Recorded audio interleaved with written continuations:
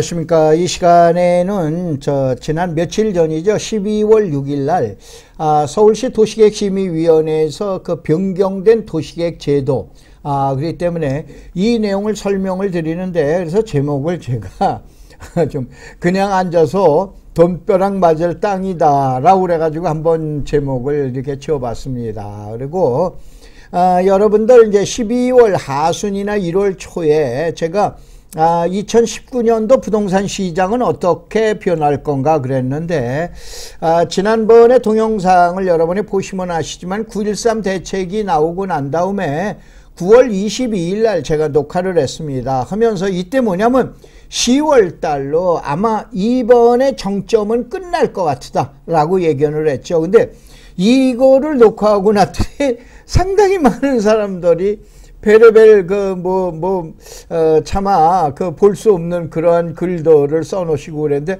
그분들 지금 뭐라고 얘기하실 거예요.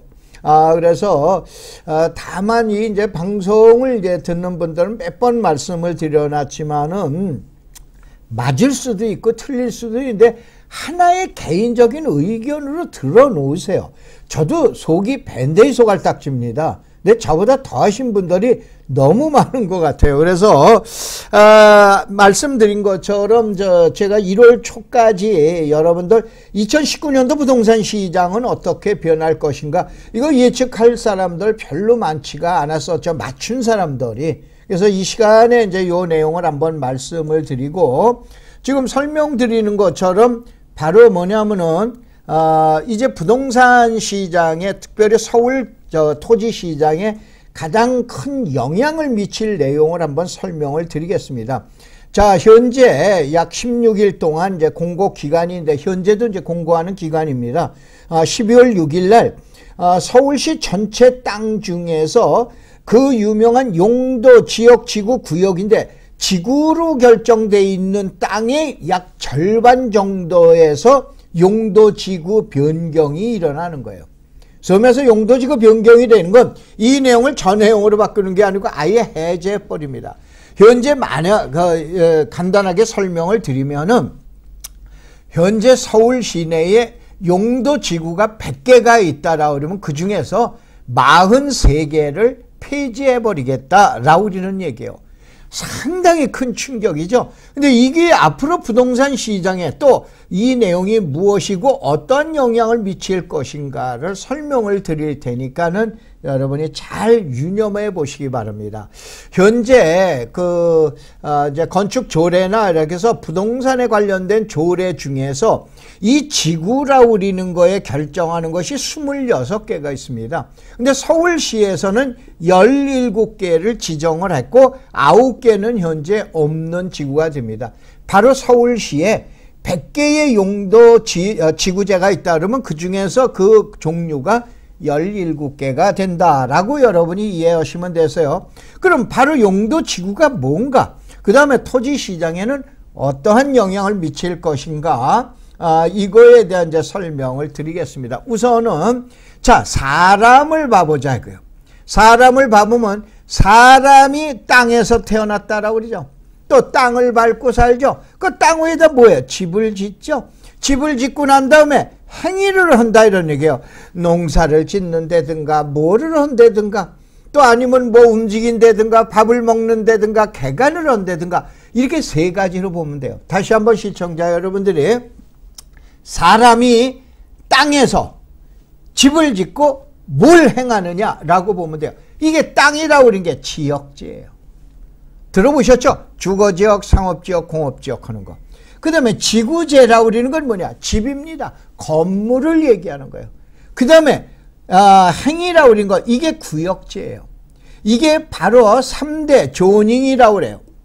조닝, 용도, 지역, 지구, 구역제라고 그러는데, 우리나라에는 약 98개의 법령이, 부동산에 관련된 법령이 있다라고 그래요. 저는 쉬어보지 않았어요. 박사기자 논문을 보면 약 98개의 법령이 있다. 부동산에 관련된 법령이 있다.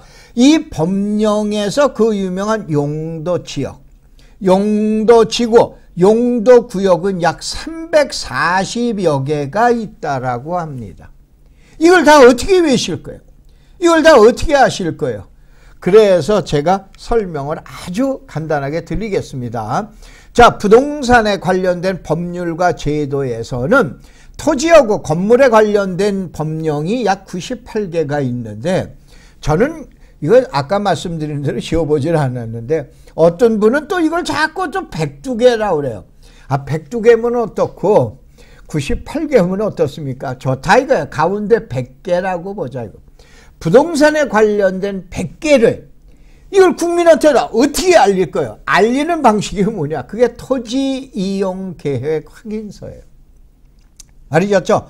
그래서 여러분들이 토지 이용 계획 확인서라는 것을 발급받아 보시면은 부동산에 관련되어 있는 98개 법령이 들어가 있다라고 보시면 돼요. 요거는 나중에 여러분에게 설명을 드릴게요. 그러면 이 98개 법령에 의해서 약 340개의 지역제와 지구제와 구역제가 있는데, 이것이 모두 약 340개 정도가 된다 이런 얘기예요. 이걸 어떻게 아실 거예요? 그래서 간단하게 얘기하면은, 자, 지역이라는 건 아까 뭐냐? 땅이야, 땅, 토지. 지구라는 건 뭐냐? 건물이에요. 구역이라는 건 뭐냐? 행위를 얘기하는 거예요. 그러면 자, 시청자 여러분들이 한번 보시자 이런 얘기예요. 어떻게 되느냐? 간단하게 하면은 이번에 변경되는 제도가 지구에 관련된 제도, 그러니까 건물에 관련된 제도예요. 그럼 건물은 뭐예요? 건폐율과 용적률에 의해서 얼마만큼 질 수 있느냐? 이것이 그 유명한 용도지구제라고 보시면 돼요. 그 다음에 그 건물에서 이걸 하냐 저거 하냐 뭐 하냐 바로 행위를 갖다가 나열해 주는 것이, 이것이 지구제라고 보시면 돼요.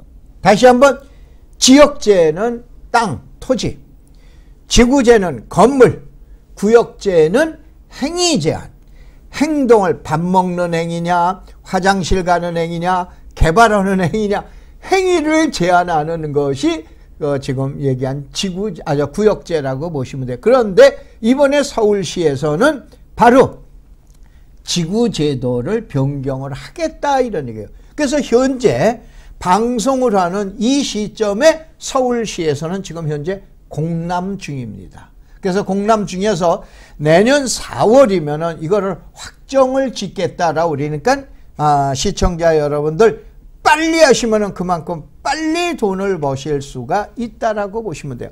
그래서 이제 사람이 땅에다가 집 짓고 행동을 한다. 화장실을 가든 아니면 농사를 짓든 무엇을 하든 행위를 한다라고 보시면 돼요. 이것이 지역제, 지구제, 구역제라고 얘기한다 이거예요. 그래서 가장 유명한 것이 지역제는 절대 중복이 안 됩니다. 내 땅은 주거지역도 되고 상업지역도 된다. 그런 땅 없어요. 다만 내 땅의 50%는 주거지역이고 50%는 상업지역이다 라고 그런 거 있어. 절대 내 땅이라도 중복은 안 됩니다. 그래서 지역제는 제가 간혹 설명을 드리죠. 도시지역과 비도시라고 하는 농촌지역 절대 중복이 안 됩니다. 내 땅은 농촌 땅도 되고 도시 땅도 된다. 이건 절대 있을 수가 없는 거예요. 근데 나머지 지구제와 구역제는 지구가, 예를 들어서 제가 강의할 때 그럽니다. 저 잘생겼어요 못생겼어요? 그러면 잘생겼다 그래. 그럼 미관지구야. 그 다음에 제 나이에 비해서 제가 말씀드렸죠. 올해 나이가 이제 우리나라 나이로 70이고 만으로 얘기하면 69살입니다. 그러니까 어떤 분이 카페에서 뭐라고 반말을 했길래 내 나이가 그랬더니 자기는 80살이래요. 나이가 참 진짜 세상이 요즘 아주. 그런데 그래서 저희 대학에서는 제가 나이가 가장 많고 내년이면 강의 정년입니다. 그래서 저희 제자들 보고 나한테 이제 뺏어갈 수 있는, 내 머릿속에 있는 뺏어갈 수 있는 시간은 1년뿐이 안 남았다라고 얘기를 하는데, 시청자 여러분들도 1년 안에 내가 갖고 있는 생각을 다 뺏어가세요. 그러면 여러분 부동산의 킹카가 되십니다. 근데 바로 뭐냐면은 그 얘기를 합니다. 잘생겼다니까 미관지고요. 근데 제 나이에 비해서는 제가 키가 옛날에 1m 75였는데 요즘 줄어서 3cm가 줄었더라고요. 1m 72입니다. 그래도 큰 편의 성게. 이게 고도예요. 무슨 얘기냐? 미관지구, 고도지구, 중복이 된다. 박준호는 키도 크고 잘생겼다. 박준호는 미관지구의 고도지구다 이거예요. 중복이 된다 이거예요. 그 다음에 구역제도 이것이 중복이 됩니다. 알겠어요? 그래서 중복이 되니까 여러분이 그렇게 이해를 하세요. 그래서 자 여러분 그 유명한 지구단위 계획구역이라는 거 많이 들어보셨죠? 이쪽은 지구단위 계획이 수립되어 있어. 원래 정식 용어는 지구단위 계획구역이에요. 자, 땅에다가 집 짓고 사람 산다. 땅은 지역제, 지구제, 구역제. 이것이 약 340여 개가 있는데 지역이라는 건 반드시 땅이다. 지구는 건물이다.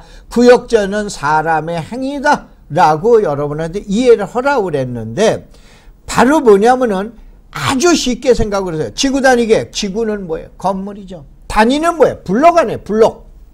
박스 블록. 계획은 뭐예요? 플랜 아니에요. 구역은 하지마. 이거 행위하지 마라. 그러니까 뭐냐? 단위별로 건물에 대한 건축 계획이 수립이 안 돼 있으면 개발 못한다. 이게 지구 단위 계획 구역이에요. 지구 단위 계획이 수립됐다. 그러면 그 건물 지으라고 그러는 대로 하면 돼. 높게 져, 높게 지고, 얕게 져, 얕게 지고.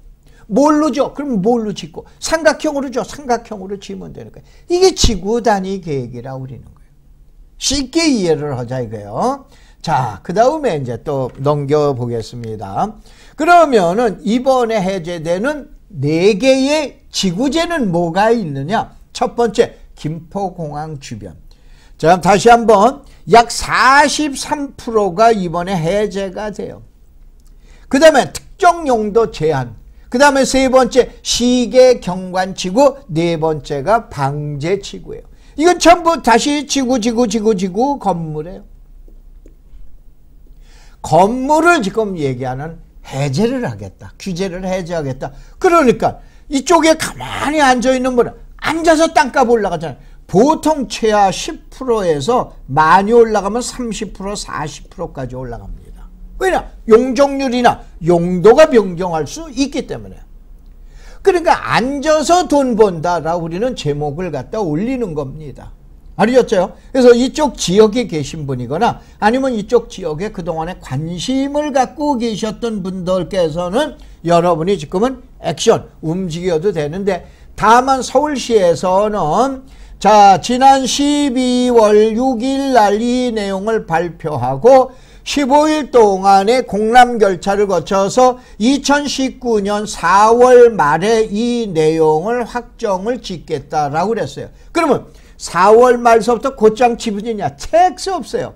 하반기는 보통 6개월 이상 걸립니다. 하반기나 되면은 건물에 대한 높이나 용적률이나 건폐율이 달라지게 된다라고 생각을 하시면 되세요. 그러니까 지금으로부터 약 1년 후에 행위가 지을 수 있다. 완화가 된다라고 시청자 여러분이 생각하시면 돼요. 그러면 4개를 봐보자 이거예요. 4개를 봐보면은 첫째, 김포공항 주변의 고도지구가 되는데 고도지구라는 건 뭐야? 건물이라고 했죠. 건물이 높게 져라 얕게 져라. 얕게 져라 비행기가 내리는데 문제가 있다. 그 다음에 비행기 내리는데 또 어디에 유도등이 있잖아요. 이렇게 반짝반짝해서 비행기 내리는 길이 있잖아요. 이거하고 착각을 벌려지는 조명실이나 이런 거를 못하게 했어요. 그래서 이런 데는 고도지구는 공공시설 또 아니면은 성곽, 북한산, 남산 주변에 서울시에서는 고도지구가 있는데 이 지역은 해제되는 게 아니고 그냥 존치 않은데 김포공항 주변의 고도지구는 해제를 하겠다라고 우리는 얘기로 하시면 돼요. 알겠죠? 시청자 여러분. 그래서 공항 주변의 땅값의 영향은 높이 제한이 해제가 되는 거예요.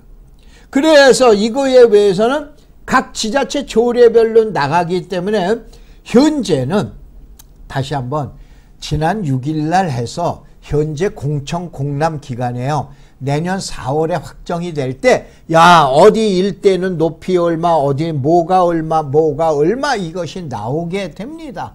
그러니까 지금 미리 준비하고 있자라고 그런 얘기예요. 그래서 이게 용적률이 높게 올라가면은, 자, 용적률이 여러분들 잠깐 얘기를 드리면은 서울시에, 자, 서울시가 아니고 이제 서울시 조례가 전국의 그 조례로 거의 이제 쫓아가니까는, 자, 일종 주거 지역 그러면 용적률이 150%입니다. 2종으로 가면은 200%예요. 3종으로 가면은 얼마냐? 250%가 돼요. 예를 들어서 용적률이 50%씩 이것이 변경됐다 그러면은, 우리가 강남 여러분 최근에 개포지구 보셨죠? 개포지구가 1종에서 3종으로 변경되는 거예요. 간단하게 뭐 5층짜리 아파트가 30층짜리 되는 거예요. 이거는 땅값이 100%가 뛰는 게 아닙니다. 몇백 프로가 뛰어버려요. 그렇다고 이 지역이 그렇게 된다는 얘기 아니에요. 이 지역은 용적률이 10% 올라갈 거냐 20% 올라갈 거냐 층고를 제한하는데 아직은 모른다 이런 얘기예요. 그래서 여러분이 다만 중복 규제가 되어 있기 때문에 일부는 지금 여러분들이 토지 이용 계획 확인서를 발급받으면 내용이 나와 있습니다. 그래서 확인하시기 바랍니다. 그 다음에 이 특정 용도 제한 지구라고 그러는 건 간단하게 하면은 우리나라의 교육에 관련된 얘기예요. 교육시설이 들어가 있는 옛날에 이게 1976년도인가 7년도에 제정된 거예요. 자, 서울대가 어딥니까? 종로 5가에서 강남으로 지금 얘기한 관악구로 이사를 가게 되죠. 그 다음에 육군사관학교가 있어요. 나머지 대학에 대해서는 큰 신경을 안 쓰는데 육사 주변이라든가 서울대 주변에서는 건물을 좀 제한하자. 이게 특정 용도 제한 지구예요. 그래서 서울대와 육사 주변이 있는데 이거를 해제를 해버리겠다. 그러면은 땅값은 어떻게 되냐? 행위 완화에 따른 기존 건물에서 용도가 여러 가지가 들어가는 거예요. 왜냐? 야, 여기는 학교 시설이니까는 바로 뭐냐면은 용도를 학교 시설에 학교에 위화가 되는 시설을 못 들어가게 했는데 지금은 어떻게 됩니까? 50m냐 200m냐 이거에 의해서 결정하고 나머지 지역은 노래방도 들어가고 뭐도 들어가고 그러는데 현재 못 들어가던 건물이 들어가게 되는 거예요. 그럼 기존 건물이 어떻게 되는가? 용도가 다양해지는 거 아니에요. 이게 서울대 주변이나 육사 주변에 사시는 분들 아실 거예요. 노래방 허가도 안 나왔었잖아요. 나오게 하겠다는 얘기예요. 알겠죠? 그 다음에 당연히 용적률이 올라가게 된다라고 보시면 돼요. 이거 완전 해제입니다. 이거는. 자, 이번에는 세 번째 시계 경관지구예요. 요거는 제가 내용을 잘 알고 있기 때문에 설명을 드릴게요. 자, 이것이 1970년대 몇 년도인지 제가 정확하게 기억을 못 하는데 서울시에서 들어오는 길이 뭐냐면은 자, 구파발에서 들어오는 길이 있어요. 인천에서 들어오는 길이 있어요. 안양에서 들어오는 길이 있어요. 성남에서 들어오는 길이 있어요. 이 네 군데 지역에 시계 경관지구를 만들어놨는데 이거는 뭐냐면은 무질서한 도시의 확산이나 도시 외곽 지역의 양호한 주거 환경 보호라고 그러는 거는 이거는 그럴싸한 얘기고 이게 뭐냐? 자, 주요한 서울 뭐 이게 있죠. 여러분 잘 아시는 1968년도에 북한에서 대통령을 죽이겠다고 이게 뭐 나라도 아니죠. 대통령을 죽이겠다고 무장 공비가 급습을 합니다. 그 다음에 여러분 울진 삼척에 약 120명이다라는 대량의 그 무장 공비가 와서 남한을 갖다가 적화 통일을 하겠다고 그래놨을 때 국방에 대한 문제가 얼마나 심각합니까? 그래서 자, 구파발로 해서 서울 들어오는데 인천으로 해서 서울 들어오는데 그 다음에 저기 안양에서 서울 들어오는데 그 다음에 성남에서 서울 들어오는 길목이 어디냐? 자, 이쪽은 청와대가 있기 때문에 구파발이 문제가 아니에요. 청와대가 있어요. 그래서 여기 옛날에 시계 경관에다 미관지구로 결정을 해버렸어요. 다시 한번 무질서한 도시 확산 이거는 그럴듯한 용어고 사실은 이거예요. 이게 주목적이에요.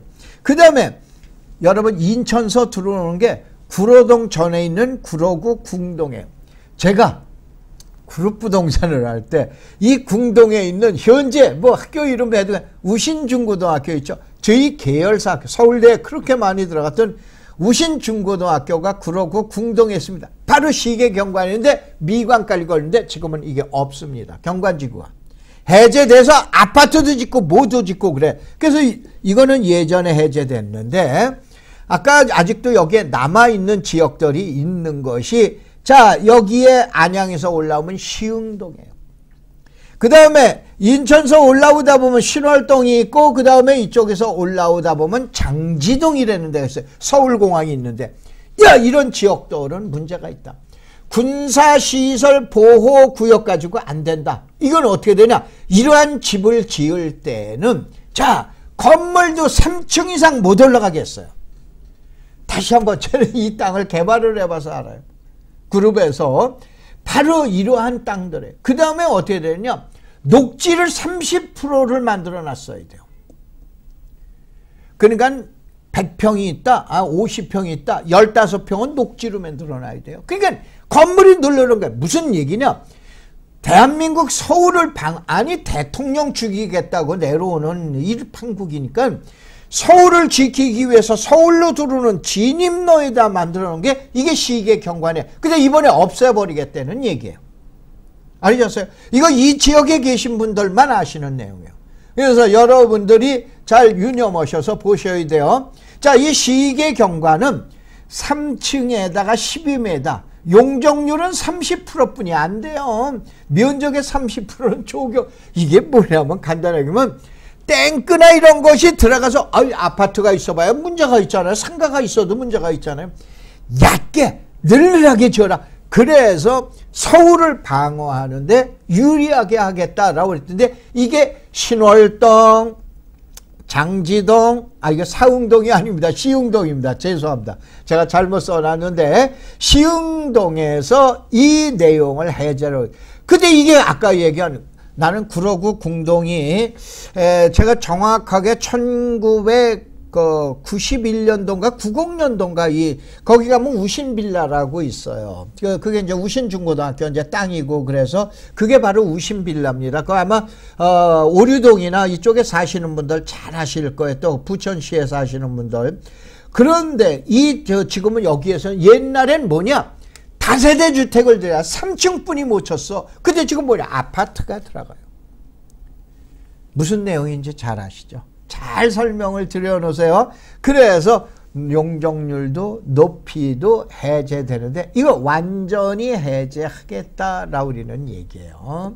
그래서 이제 시청자 여러분들이 이제 보시고 그 다음에 이제 방제지구 있어요. 뭐 재난으로부터 방제하겠다는 얘기예요. 풍수의 산사태, 집안 붕괴, 그냥 간단하면 지질이 얕은 지역이나 지질이 약한 지역. 그게 이제 상습 침수 주택의 밀집 지역인데 이게 월계동, 용답동, 개봉본동, 개봉본동에 많죠. 또 그 다음에 용답동은 여러분 청계천 상류 지방이 돼가지고 여기 많으죠. 이것도 전부 해제하겠다는 얘기예요. 이 지역에 계신 분들은 맞아 우리 동네 이거였는데 그게 해제돼?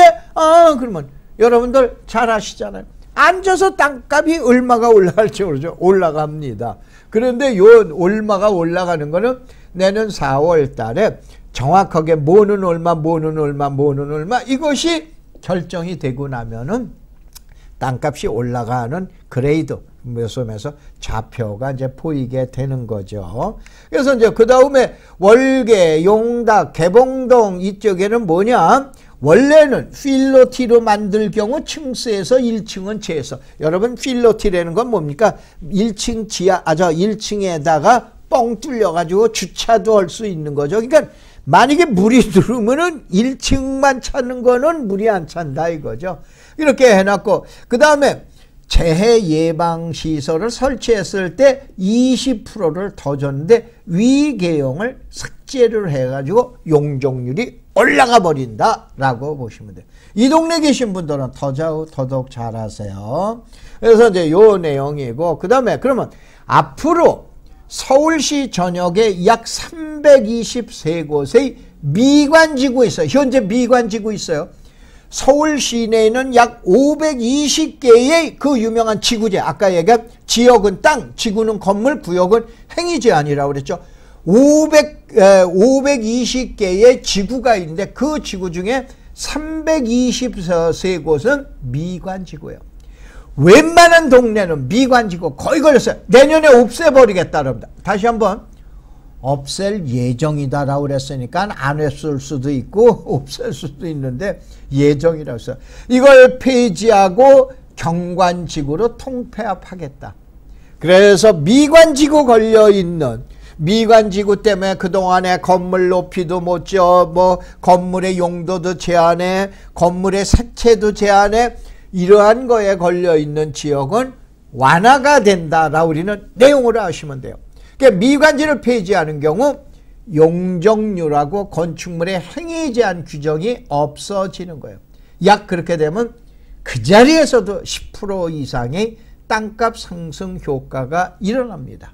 그래서 제가 이번 그 강의의 제목을 앉아서 땅값이 그냥 올라가는 지역이라고 우리는 내용으로 주제를 했는데, 마지막 정리를 해드리면은 요 내용의 PPT가 시청자 여러분들 이게 보실 수가 없기 때문에 올려놔 드릴 수가 없는데 황막사라고 검색을 치세요.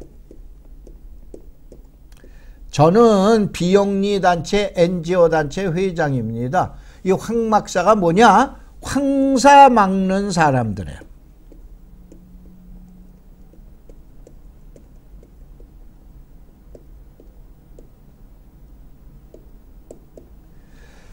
내년이 20주년입니다. 예, 그 유명한 제가 그 황사 때문에 나무를 심은 대한민국 제1호입니다. 제일 먼저 들어가서 중국에 들어가서 또 고비 사막까지 이제 들어가서 그랬는데 NGO 단체입니다. 그래서 가면은 이 강의가 비영리로 지금 저 운영하는 거 뭐냐, 단체도 비영리로 운영하고 있습니다. 가서 회비 내라는 얘기 일어난 적 없으니까는 여러분 편안하게, 그 대신 다움으로 들어가세요. 다움에 들어가셔서 검색어로 황막사를 치면은 사이트가 뜹니다. 거기에다 이 자료들을 다 올려놔 드렸어요. 그래서 강의 들으시면서 이 내용 가지고 여러분이 다시 한번 들으시면은 쉽게 이해가 될 거로 생각합니다. 자, 고맙습니다. 감사합니다.